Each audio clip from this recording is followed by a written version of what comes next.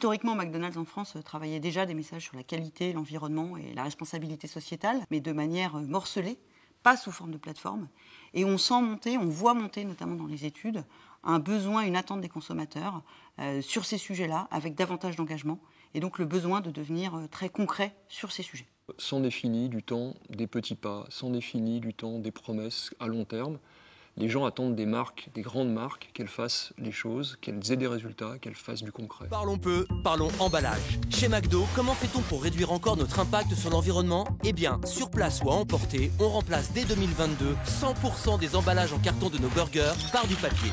Les gens savent qu'une marque seule ne peut pas tout faire. Il y a besoin de créer autour d'une marque un écosystème vertueux, un écosystème avec des filières de formation, des filières agricoles, avec des clients, avec des employés. Et donc, il y a besoin de cette collaboration pour faire des grandes choses. Donc, ensemble, faisons les choses en grand. Conçus par des spécialistes de l'emballage, ces papiers alimentaires issus de forêts durablement gérées vont permettre de réduire de 4000 tonnes nos déchets par an, soit l'équivalent des déchets ménagers d'environ 7000 personnes en un an. Et oui, réduire nos emballages, ça, c'est plié.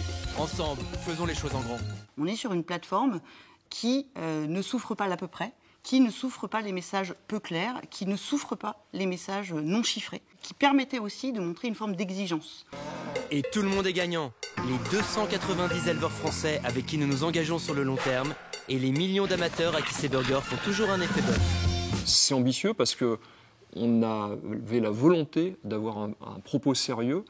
Et donc, du coup, on n'est pas dans l'entertainment, on n'est pas dans l'humour, on n'est pas dans l'émotion, on est dans l'information. Et on le fait sur des médias qui ont des durées d'attention courtes, la télévision, l'affichage, le digital.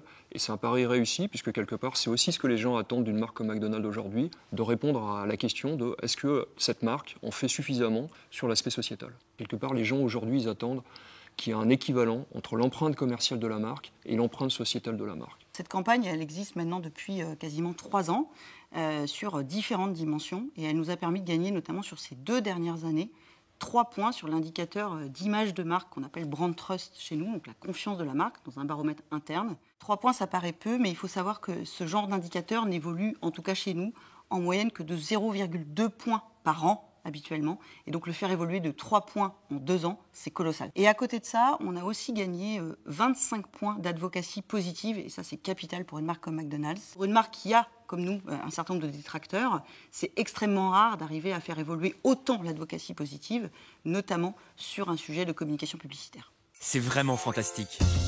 Ensemble, faisons les choses en grand.